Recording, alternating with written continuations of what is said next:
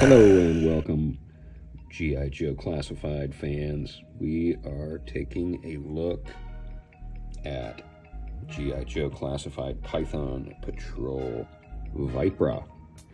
She is a Target exclusive, and mine just arrived yesterday. So I've had a little time to check it out and do a little posing with it, take some photos. Before I get too far into the review, I do want to mention that I had a little difficulty getting the backpack on her. The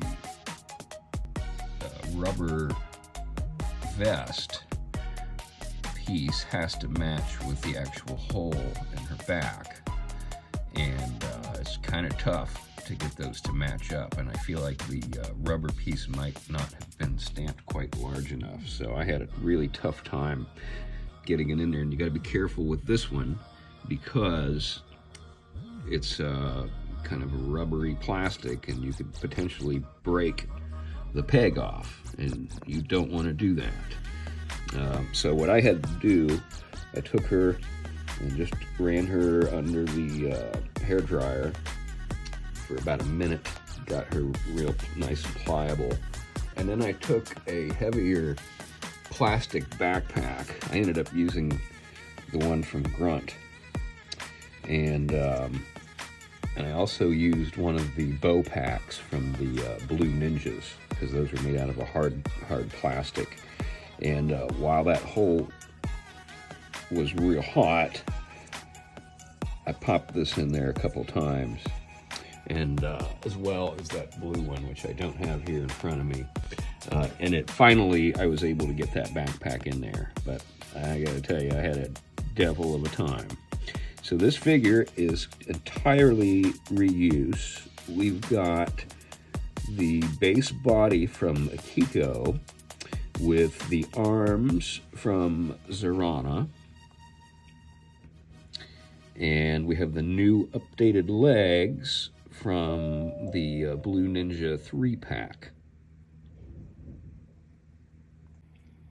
And I'm glad they did swap those legs out, because they were a little bit tough to work with. If you are one of the people that has the Akiko figure, you know those feet are a little hard to work with. It's interesting how much reuse they've gotten out of those movie figures that were so despised by just about everybody. But the two female figures, there's more than two, but the two main female figures, I guess, so they've emerged as the main ones out of that wave, have had a lot of reuse and continue to get reuse. So the movie figures, they just are the gift that keeps on giving. So her being part of the Python Patrol, I guess, means that she's kind of like Major Blood, where she is a mercenary, an assassin, but she also does wear the Cobra insignia, so you might see her in front of some Cobra troops, which is why I thought it was cool to put her with some of those female Blue Ninjas. I think she really looks great. And then the mask that you see here is from the Zartan Master of Disguise set. It's a repainted version of the skull mask, the Zartan death mask.